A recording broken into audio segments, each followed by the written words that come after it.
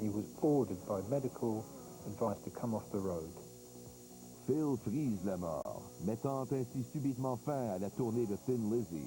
Completely ruined their success in America. Suddenly on a major promotion tour, and your singer comes down with hepatitis, and you cancel the tour, and that's it. L'hépatite de Phil a toutefois un effet positif. L'alcool et la drogue lui sont strictement interdits. À l'automne 1973, Phil a les idées claires. Thin Lizzy lance un nouvel album et le groupe planifie une autre tournée américaine. Look is a big thing of it, and that hasn't been on our side as far as America has been concerned. Avant même que Thin Lizzy amorce sa tournée, la malchance rattrape encore une fois le groupe. Après une bataille dans un bar, le guitariste Brian Robertson est congédié. His hand gets slashed by a bottle. He gets 6 stitches in his hand. He can't play guitar. He jeopardizes the future of everybody involved in Thin Lizzy. If you can't do your job, you're fired. He was fired. Phil engage son vieil ami Gary Moore pour remplacer Brian Robertson. Le groupe est maintenant prêt à partir en tournée. Toutefois, l'attention de Phil n'est plus centrée sur le groupe, mais plutôt sur une jeune Anglaise de 19 ans, nommée Caroline Crowther. We went to a soccer game, and she came with him. When a man takes his girlfriend to a soccer game, that's it. I got a girl in Brixton town. With Philip, it was just get married. She's going to be the mother of my children. It was unspoken. Couldn't wait to have children. When you came in my life, you changed my world. Le 17 décembre 1978, Caroline donne naissance à une petite fille. Le groupe lui donne le nom de celle qui éleva Philip, sa grand-mère Sarah. 14 mois plus tard, le jour de la Saint-Valentin 1980, Caroline épouse Phil. Now, what has marriage done to you, Phil? It's made me faithful to one woman.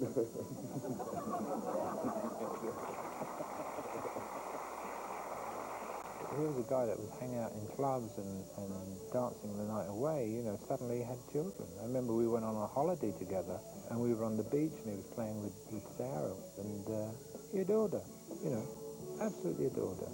When you begin to smile, you change my style, my Sarah.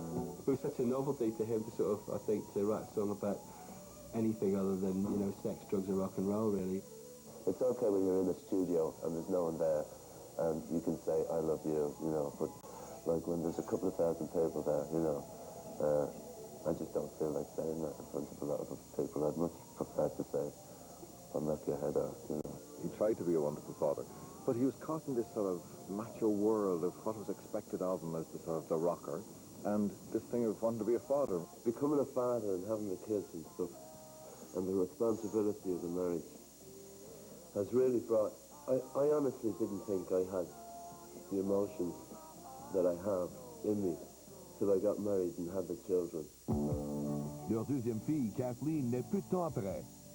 Phil se sent déchiré. Il veut être un père de famille, mais en tant que meneur du groupe Thin Lizzy, il veut aussi être à la hauteur de sa réputation de dur à cuire.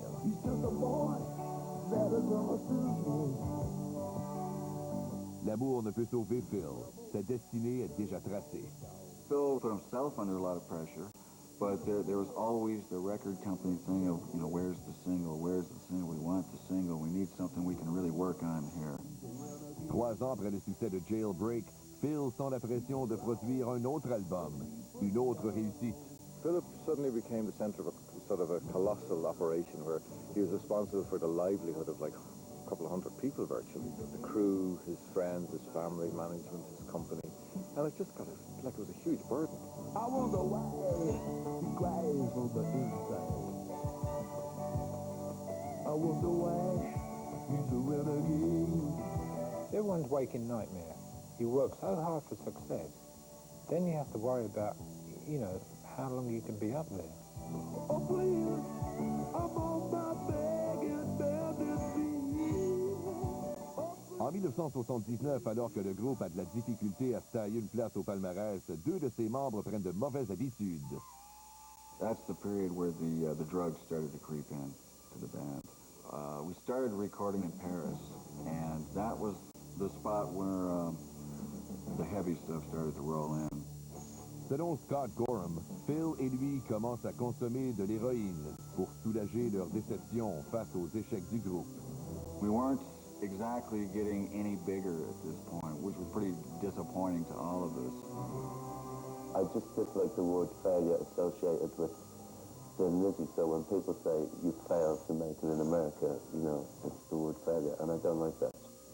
L'héroïne isole Phil et Scott du reste du groupe. Gary Moore en a assez. It's getting to the point where, you know, we'd go on stage and like Phil would get the worst of songs. The band was becoming a shambles, and I was really beginning to hate it. En 1982, Thin Lizzy perd de la popularité et attire des foules de plus en plus petites. Les ventes d'albums chutent et la toxicomanie de Phil et de Scott s'aggrave. Le groupe se désagrège.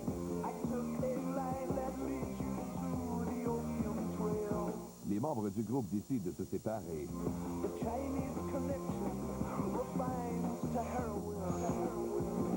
The great Thin Lizzy goal, all of a sudden now it started to feel like it wasn't achievable any longer. And even if it was, I was starting to wonder if I even cared.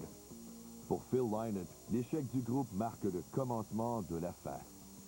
Here's a guy, his role models were all dead rock stars. Hendrix, Elvis, Janis Joplin, Brian Jones. They're all dead. He knew that there was a great possibility that if you live a similar lifestyle and you model yourself on those icons, that quite possibly your end would be the same. Some people die of drugs, you know. Now, I wouldn't like to glorify drugs at all, but I wouldn't like to totally say, you know, people who take drugs should be taken out and shot at home. She was pretty much alone. So she really needed to go back to her real family, which was her parents, her sister, her brother, and took the children with her. Et plus tard, les amis de Phil le sentent s'éclipser. It was like some horrible hole in the ground he was stuck in that none of us could dig him out because he wouldn't let us, you know. En 1983, la formation Thin Lizzy existe depuis déjà 13 ans, chiffre malchanceux pour un groupe que le sort a maudit. Mais quand il annonce une tournée d'adieu, ses concerts font fureur. Un pied dans la tombe, Thin Lizzy promet de quitter le monde du rock avec un deuil typiquement irlandais.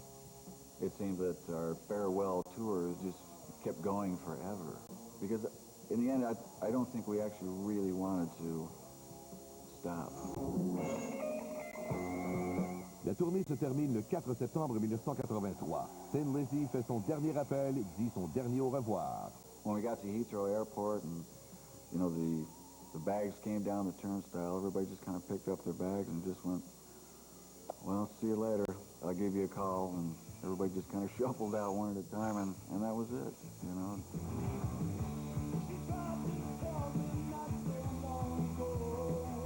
Après son groupe, c'est maintenant le mariage de Phil qui s'effondre. Après 3 ans de mariage, le couple se sépare et Caroline repart en Angleterre avec les 2 enfants. Well, she was pretty much alone. So she really needed to go back to her real family, which was her parents, her sister, her brother, and took the children with her. Sans famille et sans groupe, Phil sombre dans une profonde dépression. After the band broke up, that was like his family. He'd spent more time of his life with those guys than anybody, his kids or his wife, anybody, can you imagine? And he was so close to those people. In his heart, he was lost, man. He had nothing.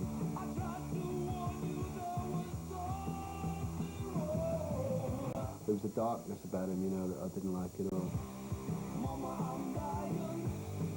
It just got very druggy, very nasty. It was like some horrible hole in the ground he was stuck in that none of us could dig him out because he wouldn't let us, you know. The man finds himself alone for the first time in his life. He wanted to be a man apart at the end, you know, and he grew apart from everybody. Pendant les 2 dernières années de sa vie, Phil ne voit plus très souvent Jim Fitzpatrick. Mais ils se rencontrent à l'occasion sur cette plage. There's a funny thing about the sea, because you have sand, and you have water, and you have air. And if you say, smoke a cigarette, you've got fire, you know? And you have all the elements there, you see. So I always get a strange feeling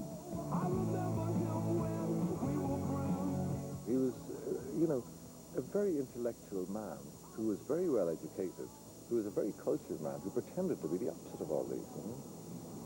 And that's the great contradiction of Philip, you know?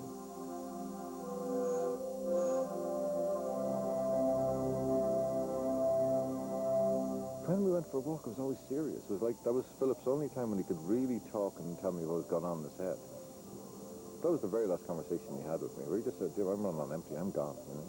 And I said, Philip, for Christ's sake, you can't, you know? He just said he was gone. He was burned out, you know? Scott Gorham perd Phil de vue pendant plus d'1 an. Il profite de cette distance pour rester sobre.